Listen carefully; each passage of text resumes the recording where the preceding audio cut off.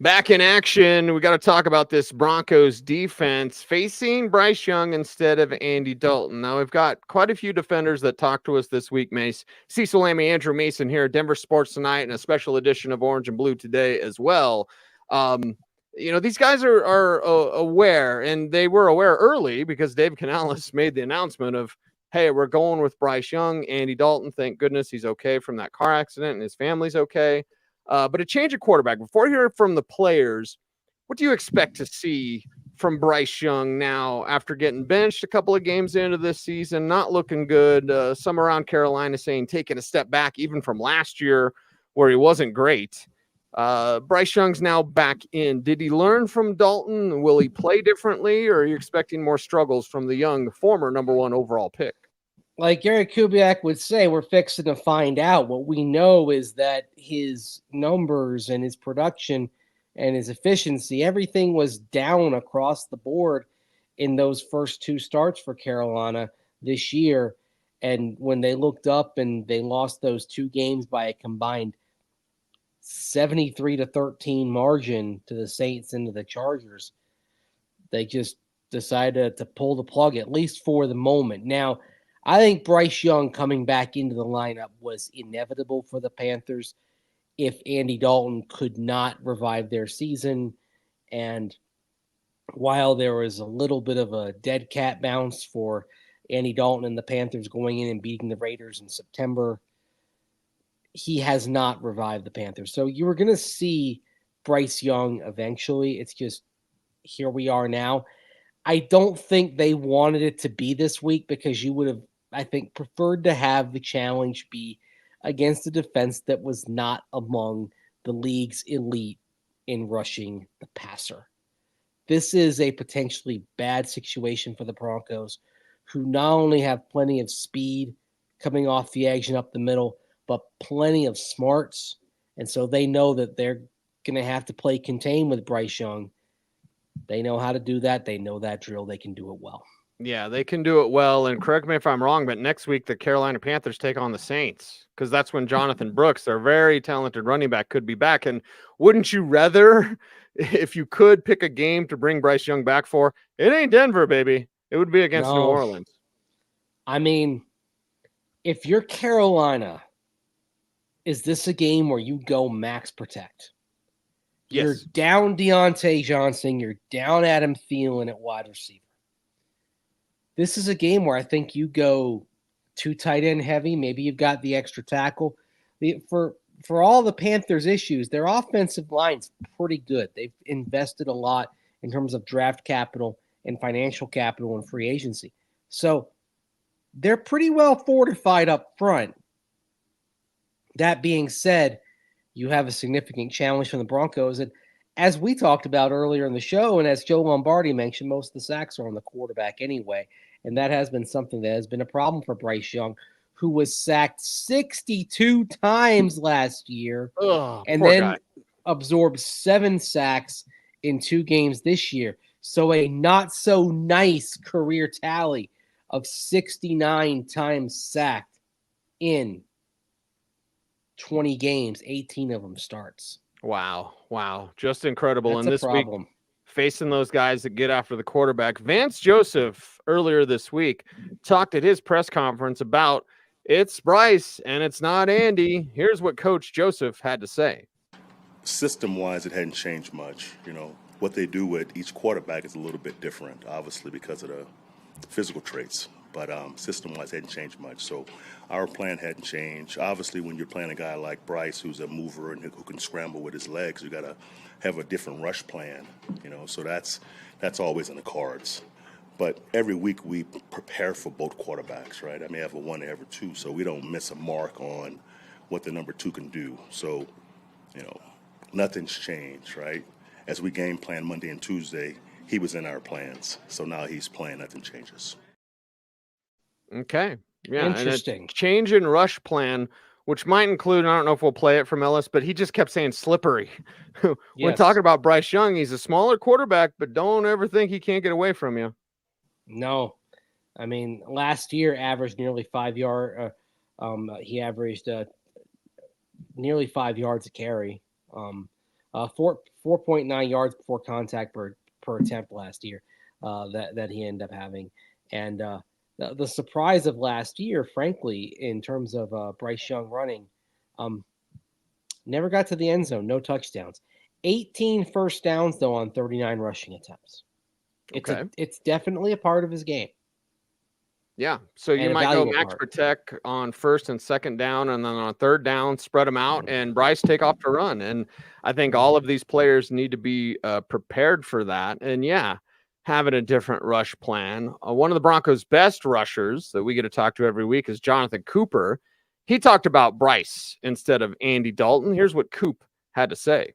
Not really in the terms of, I would say, you just know it's a different type of quarterback back there rather than Andy Dalton being older, maybe staying in the pocket a little bit more. Bryce, he can move around. He can run. He can move around. He can back up, go. I mean, he can be dangerous with the ball and really get after it. So, that's where you just have to be a little bit more conscious on what the quarterback's capability is and in terms of getting after him. Get after him, and also watch out. Coop told us they have a good running back. Chuba Hubbard's not a bad running back. They're waiting on Jonathan Brooks to actually play the first time for the rookie back. He's very talented. But Chuba Hubbard is a guy that's been able to get it done at times for the Carolina Panthers. And it kind of goes into both, Mace. Make sure Bryce doesn't get after you as a runner, and make sure Chuba doesn't gash you and give you those kind of easier third down conversions when the running game's picking up, 6 yards on the first 2 downs. Now it's 3rd and 4. There's a lot in the playbook for 3rd and 4, even if you're Bryce Young without 2 top receivers. In terms of running the ball, Chuba Hubbard's off to the best start of his career. 5.2 yards a carry through 7 games so far this season on 103 attempts. He had 4.9 yards a carry a couple of years back when he was part of a running back tandem. So they're covered. It'll be interesting to watch the Panthers once they're at full strength at running back, because even though Dave Canales is a passing-oriented coach, I would think he'd be wise enough to know with the line he's got up front, plus potentially an embarrassment of riches at running back, that should pound the rock. That's the best way for the Panthers on offense to, I think, regain some semblance of respectability here. And say this for the Broncos so far this season, if there has been a little bit of a weak spot this year, it's been their work against the run.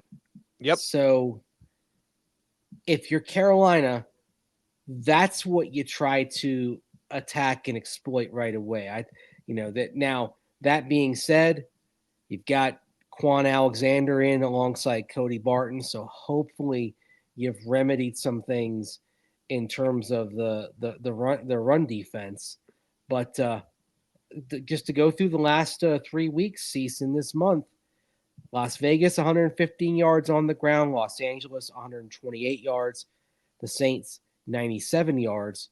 So Broncos giving up north of 100 yards a game on the ground in the last 3 weeks, and over the course of this season, Broncos allowing 782 yards. So they're giving up about 112 yards on the ground per game. Carolina's going to try to come on the high side of that, and this is where, if they stay in the game and if you let the Panthers hang around, they're still going to play their game and they're still going to feed Chuba Hubbard. Take them out of it, force them to throw. Yep. Force it into that teeth of the defense, which is the pass rush and the coverage. And you can do that by running the ball. Speaking of teeth of the defense and the coverage, there is a change coming potentially at safety for the Denver Broncos. It's Denver Sports Tonight. It's OBT, Cecil, Lammey, Andrew Mason. Let's talk about a potential safety switch coming up for the Broncos, and we'll do that next. All right, mics are still hot, and everyone gets a little special behind the scenes. Hi, everybody. Yes. This is cut out for radio, but you on YouTube, you get to see this. This is fantastic. You get to hear me cough. Let me clear my throat. Very good. No. You also get Have to mercy, hear me baby. say, Since that segment was 9 minutes, this one needs to be about 7. Okay. 7, not 6. Let's just go for 7, and I'll give you a signal if we, Okay. because we got to fill in. Why is that the signal? Break. Like break it off? Break. Yeah, just Break it off. Okay. Mm-hmm. Yep. It's pretty cool. All right. I've never seen that before radio. Yeah, it's kind of the radio thing. There we go. All right, here we go. You rascally rascal. My phone. All right, here we go. In 3, 2, 1. Back in action, Denver Sports Tonight, a special edition of Orange and Blue today. Cecil, Lammey, Andrew Mason, and several news items to get to here, Mace, including a potential switch at safety to Devin Key, with PJ Locke doubtful for this game. Right. PJ Locke landed on the injury report Wednesday with a thumb injury. Did not practice Thursday. Did not practice Friday. Officially listed as doubtful. If we're going to go into the technical terms of calling a player doubtful, it's 20% chance or less of that player taking part in the game. So thus, the vast majority of players listed as doubtful aren't in uniform on Sunday. Broncos have a lot of confidence in Devin Key, their former practice squad safety from last year, previously on the practice squads of Kansas City and Atlanta. It was a long path to Devin Key getting this shot on the 53-player roster this year. And it's worth noting the Broncos saw enough of him in training camp when he filled in for Brandon Jones when he had that hamstring injury, saw enough of Devin Key to say, hey, we don't need to go looking for another veteran on the market. We're good. A lot of confidence in that building in Devin Key if he has to step in for PJ Locke on Sunday. Confidence coming from Sean Payton and Pat Surtain. We've got to play both for the audience out there. Here's Payton talking about Devin Key. I would say, man, he made some hay in camp and in the preseason games where we felt like this guy, has got good instincts, and he played well.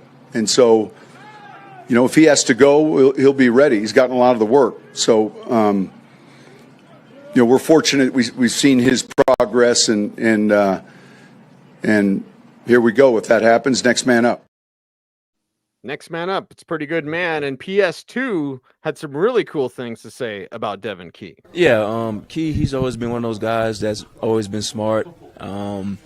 We trust in Key a large amount because he always in the film room. He's a very savvy player. He understands the game. And, when PJ went down, obviously it's a tough situation. But, Key, we all trust in Key because he's put it out there each and every week. So we're very excited for him and his opportunity for himself. So, he's a great player. Mentally stay ahead of the game. And, Devin Key's going to be in there. Could be adding to that run defense we also talked about, Mace. Right, because, again, when you've got the quality of corners that you've got, that the Broncos possess, and you don't have to see Deontay Johnson and Adam Thielen, this seems like a game where you can tell Pat Surtain, Riley Moss, Jaquan McMillan, hey, take care of it. You got this. Free up Brandon Jones and Devin Key to attack, and that too can diffuse the Panthers' run game, which we know they're going to want to get going. So this is something on paper and in theory sets up very well for the Broncos to take control of this matchup and get the Panthers out of what they can do well. Now, it's weird to say this about such a bad team, but the Panthers, like we were talking about earlier in the show with Chuba Hubbard, they can pound you on the ground. Yeah, and it's a respect for the opponent. Again, we were in that locker room this week. Nobody's overlooking. This is not a trap game. Nobody's thinking about Baltimore. And you were, I'll just say it, brother. You're a little cold when you're like, they're not good enough to have a trap game. Well, the truth isn't meant to make you feel good, right? Yeah. It's a 4-3 team that is still defined by what it is becoming. Hasn't proven anything yet. And you know what? I'm pretty sure Sean Payton would tell them something similar. Oh, yeah. You don't want these guys feeling good, even though there are positive indicators. We talked about Bo Nix and the ability to avoid mistakes, especially in the past 5 games. 7 total touchdowns, including the touchdowns on the ground, only 1 giveaway in the last 5 games. There are signs of progress and growth all around, which is why it would not at all surprise me to see this team in the postseason in mid-January. But where they are right now, and if they want to get to that postseason goal and be one of the last 14 teams playing, you got to take care of business in games like this. You've got this game. You've got the Raiders game in Las Vegas late next month, right before Thanksgiving. You've got the Cleveland game on Monday Night Football. Cleveland looking like a mess there in early December. And if the Broncos are going to make anything special of this season, they've got to win those 3 games that look like the games you should win. And then if you can pick off enough of those games that are coin flips or games where you're going to be a decided underdog, that's where you're talking about a playoff equation. Right. You make it happen. The Denver Broncos and the Josh Reynolds update. We got 2 minutes left in today's program. I'll just play Sean Payton here as we running out a little bit of time. But Sean Payton gave us an update here on Josh Reynolds. Here's what Coach had to say. He's fortunate, and so currently the league, and then obviously the local authorities are handling that. I've had a chance to talk with him. He was pretty shaken up, and I'll leave it at that. Okay, there you go. So we heard an update, Mason. We're all, counting the prayers that Josh Reynolds is okay. Understandably shaken up, but it's been good to see him around the Broncos facility over the last few days. Good to see that he's getting support that he needs because, man, I mean, that's something that's going to shake up anybody, like Sean Payton noted. He's got a good group in there that's going to have his back and is going to provide the help he needs, not just in the locker room, but even resources around the organization, like Ray Jackson, for example. They've if anything he needs to kind of process what he's endured, he's going to have it there. I mean, and then you're just fortunate and you're thanking your lucky stars that he's okay. And then the cherry on the sundae is looks like it shouldn't affect his ability to be back in the lineup soon, at least in terms of physical recovery. Maybe the mental recovery is something that you're talking about taking a little bit longer. Yeah, and take the time that he needs. Josh Reynolds will have those resources. Well, that is a wrap for tonight's program. You hear that sweet Ronnie James Dio? It means we're out of here. Many thanks to you, Andrew Mason. Many thanks to me learning how to speak. Yes, you're pretty good. You're a broadcast professional. I'm not a broadcast professional. Ha! I do in a pinch. That's what I always say. I do in a pinch.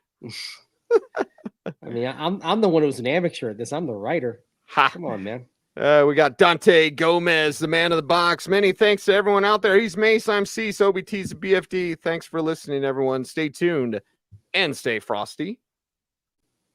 Well, good evening, Colorado and the Rocky Mountain Mile High region. You are listening to Denver Sports Tonight with Cecil, Lammey, and Andrew Mason. You may be watching this on YouTube, watching Orange and Blue today. Mace, we do a 7-day-a-week Bronco show. Not necessarily last week because the Saints game on Thursday. But, yeah, if you want to know about your Denver Broncos, you got to watch Orange and Blue today on YouTube, Mace. Exactly. So if you're listening on radio, check that out. And if you're watching on YouTube, Facebook, Twitter /X, hi. How's it going? Good to see you. Yeah. You may be watching this in the morning. You may be watching this in the evening. You may be watching it in the afternoon. Maybe you're getting ready for CU on Saturday night and you're watching this. We appreciate you. Yeah, we appreciate you for sure. And we appreciate the fact, Mace, let's start with the Broncos offense facing the Carolina Panthers on Sunday. You and I were both in that locker room multiple days. Before we get into the comments on Bo Nix and how Bo Nix could have a breakout game, I didn't get any sense that these guys are too big for their britches or riding high. In fact, I've said on the air, like, you know what? If you didn't know if they won or lost, you'd be in that locker room and be like, oh, these guys are dialed in. I don't get any sense of trap game or overlooking Carolina for the Ravens. Something people were talking about earlier in the week here on Friday, Mace. No.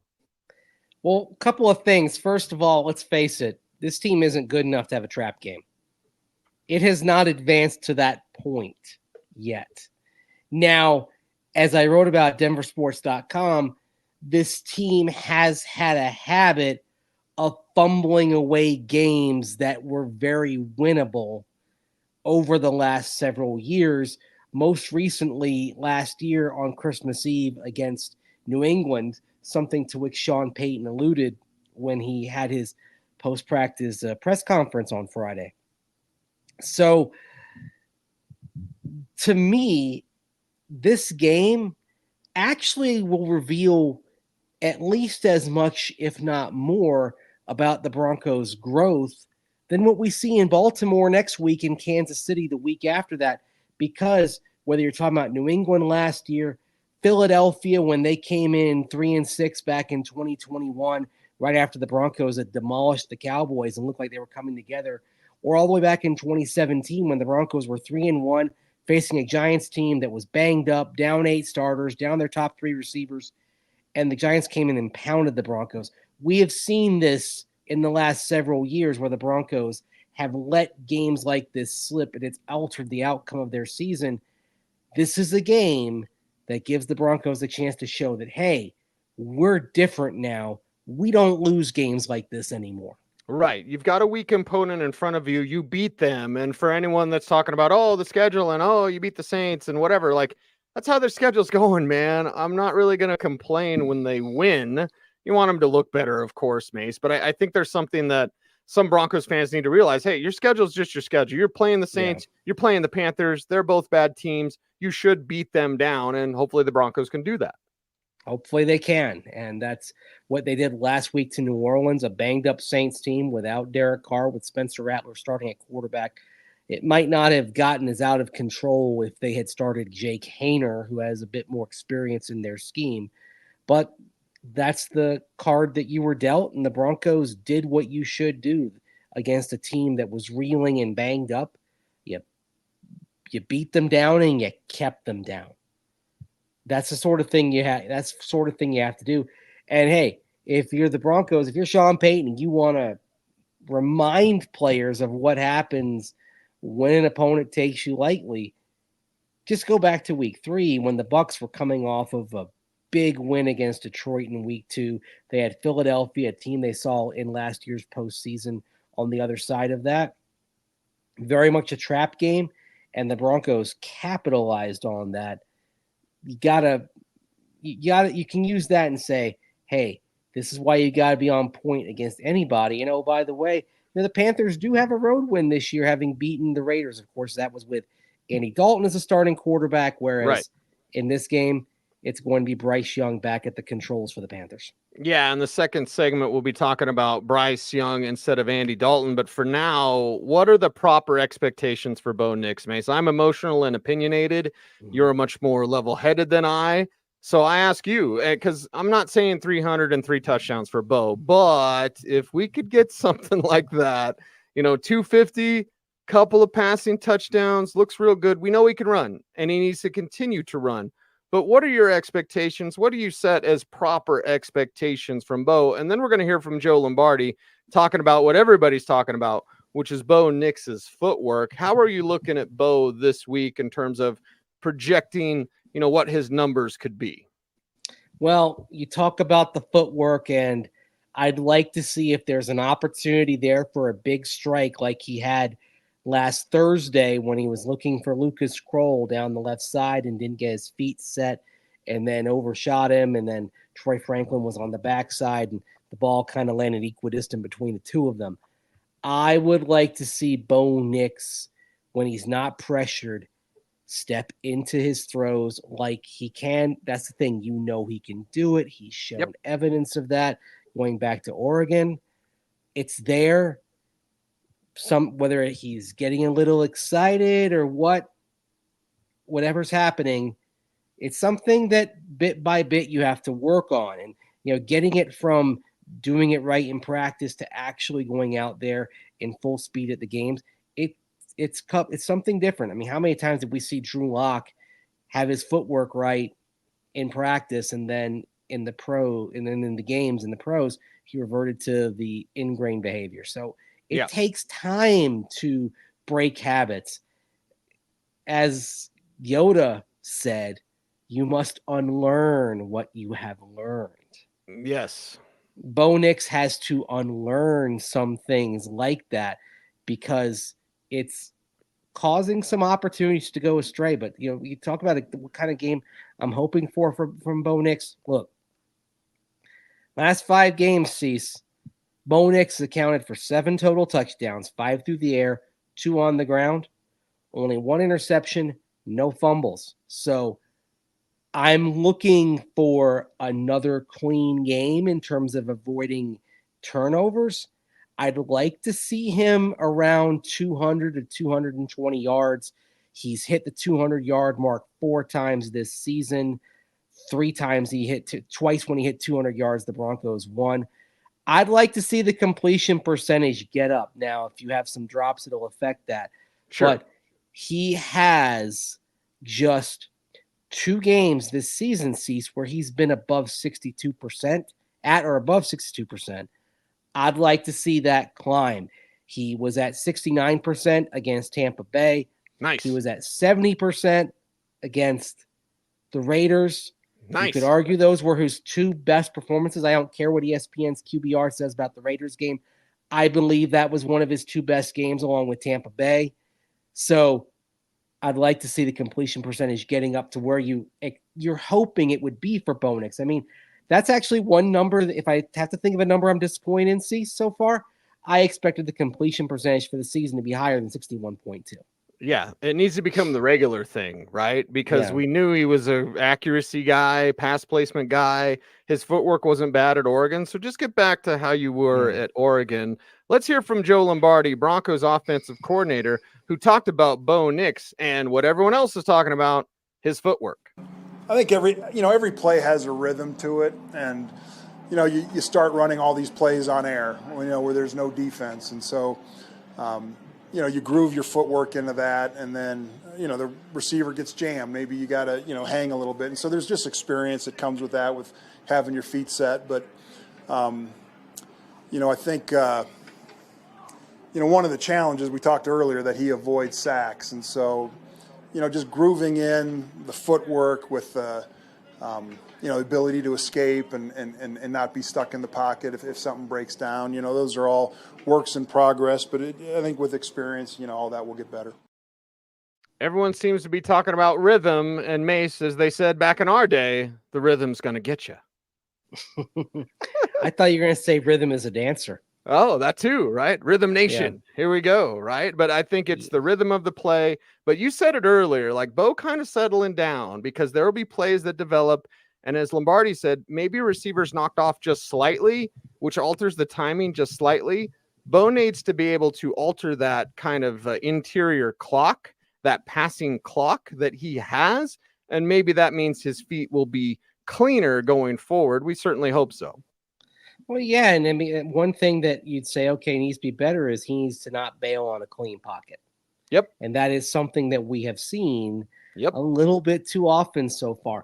He's got a good feel for when the rush is approaching and imminent, and that has led to some of his most dynamic plays. So he has the thing that you can't coach. You can't coach feel for the rush. He possesses that.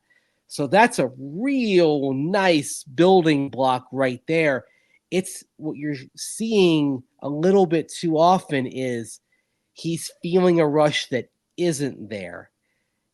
Maybe feeling some ghosts a little bit, and that's when he's ditching the pocket a bit too quickly. So you'd like to see him just hang in there a little bit. But the fact that he has the exceptional feel when the rush is bearing down on him, I think because he has that, he's going to be able to get the other thing right. This isn't Christian Hackenberg several years ago when the Jets drafted him. And with all respect to Hackenberg, probably the worst feel for the pass rush I've ever seen in a young quarterback prospect coming into the league.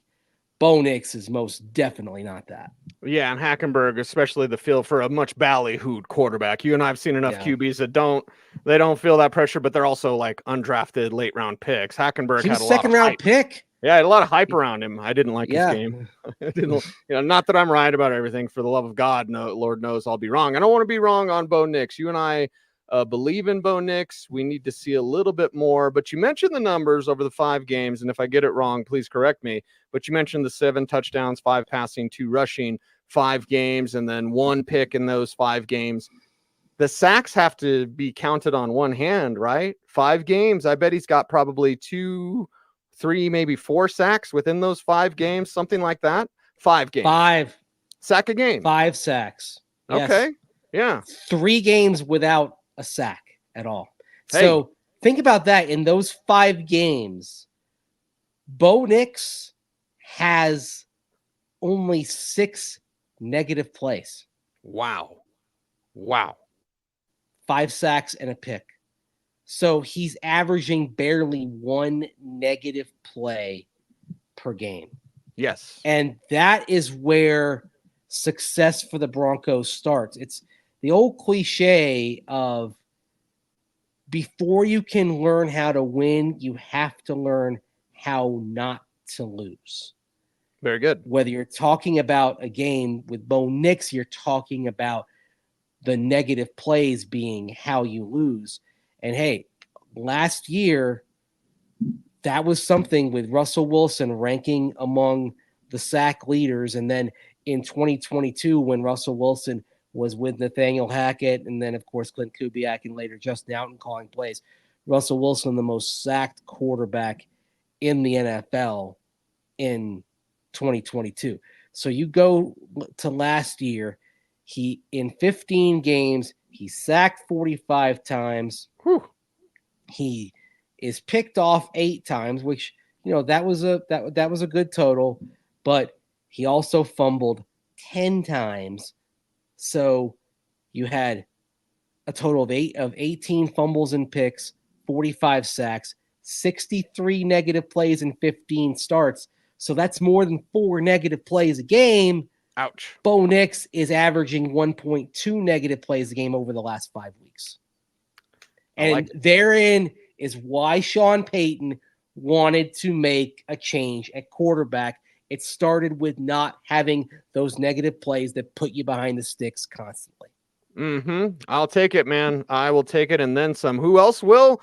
Joe Lombardi talked about Bo Nix's ability to avoid sacks. Here's what the Broncos OC had to say. Yeah, I think it's rare, but I think it's you know, in the scouting process of the quarterbacks, man, that's what stood out to me with the player is that he was tough to sack. He didn't take a lot of sacks, and he didn't turn the ball over a lot. And I think if you can start with that as a quarterback, man, it's, you know, those are 2 really big building blocks that you can build off of. And so I think it's it was part of his play style in college, and you know, happy that it to this point has been transferring over to his, you know, NFL career so far. I think it's you know, so much goes into that, not throwing interceptions, not taking sacks, and you know, I think, you know, there's a saying that sacks is a quarterback stat more than an offensive line stat, and I think with him that's certainly, I mean, the offensive line's blocking well, don't get me wrong, but you know, his ability to avoid those is huge.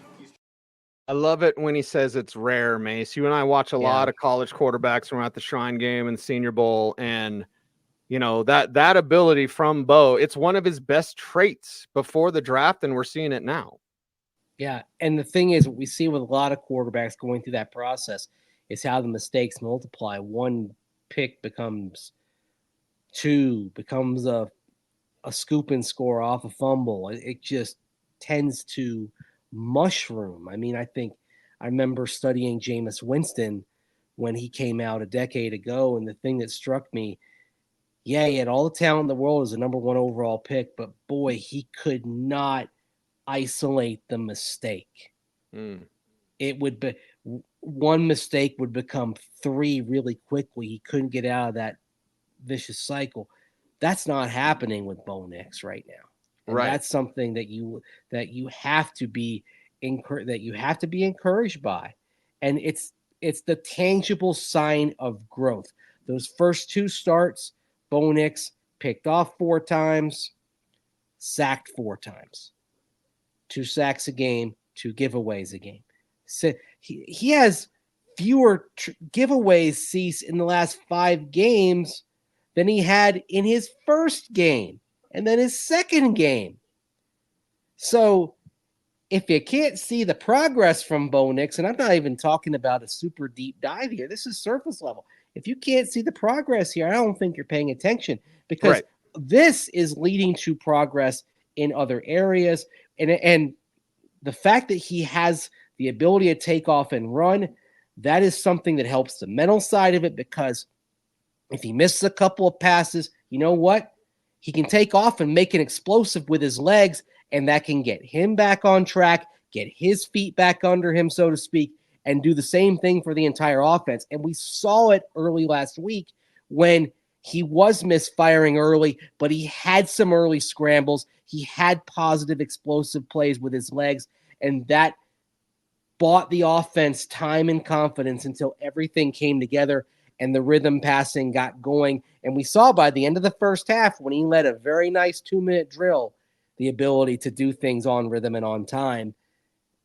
And part of that was because he was able to have some positive plays early, even when his accuracy was a bit off in those opening moments of the game. Right. And what you're saying is, like, when he makes a mistake or has a bad play, it doesn't snowball, which I say is beautiful, man. Oh my gosh. Beautiful, oh my gosh. right? If you know, if you know, you know. And we have to move on after that. It is a special edition of Orange and Blue today. It's also Denver Sports Tonight here on 104.3 The Fan. Cecil, Lammey, Andrew Mason watch us every day. Literally every day, unless there's a Thursday night game, on YouTube or Denver Sports Channel. We appreciate you for that. Bo Nix talked earlier this week, man. So we're going to talk about this. Let's chop it up, baby. About spreading it around. Now, we're going to get to the Josh Reynolds news item. That's coming up at the end of today's program. We got defense coming up in the next segment. But Bo on spreading it around. One of the things that we've seen is different leading receivers, even sometimes if it is Javonte, right? Because sometimes the leading receiver in terms of yards for this team is Javonte. Sometimes the leader in catches is Devon Vele. Sometimes it's Courtland Sutton. Sometimes Sutton doesn't get anything. But let's hear from Bo Nix on spreading it around and talk about that asset for that young quarterback. We're doing a good job of spreading the ball out, throughout, the offense. A lot of guys are getting touches, and some guys, at times get a lot. Some guys don't get many, and then the next game it feels like it flips.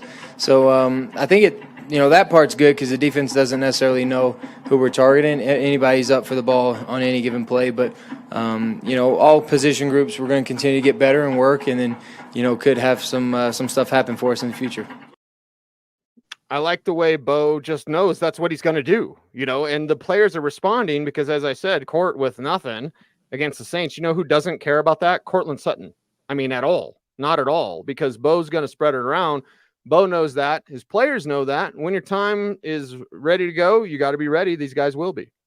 Yeah, exactly. Like, he wasn't ruffled at all by not being involved in terms of the production last week. That's, part of that is the maturation of Courtland Sutton that we've seen over the course of his 7 seasons with the Broncos. But part of it is understanding just how this offense functions. I mean, it's, it was wild to follow the game and be asked by some fellow reporters in the Superdome last week, hey, is Court okay? Because he looked down and see, like, okay, no stats. Well, he's okay. He's out there running routes. He's out there blocking. That's another thing that they like about him, is his involvement at blocking outside in the running game. But he wasn't even targeted. And that was okay, because there will be a week where Courtland Sutton is heavily involved. I mean, you go the previous week, 53 yards on 4 catches and a touchdown. Against the Jets, my goodness, Courtland Sutton was the passing offense in that game. Yes. Bo Nix threw for 60 yards in that game. Courtland Sutton had 60 yards on 3 catches. That's everything. Now, I mean, there were other receptions, but there were negative yards in play. And then the previous week against Tampa Bay, 68 yards on 7 catches. Days like that are coming in the future for Courtland Sutton, hopefully some bigger ones. And this is, you talked about like a stat line, what you might want to see from Bo Nix and where you want him to be. I would like to see a game at some point where he does get that yardage up, gets a couple of explosive pass plays early to kind of bolster that total, because it would be nice to talk about a 100-yard receiver, and it would be nice to say Courtland Sutton's going to get that, and it's because it's been a minute for him. Yeah, since he hit triple figures. It'd be a great reward for Courtland Sutton. You're facing, at the time, my last checked, the 26th ranked pass defense in terms of yards allowed.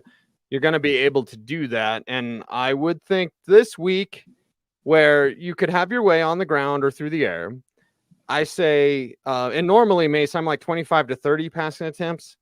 I would say this week, give me 30 to 35 passing attempts. The Henry side of me says 36 in a row.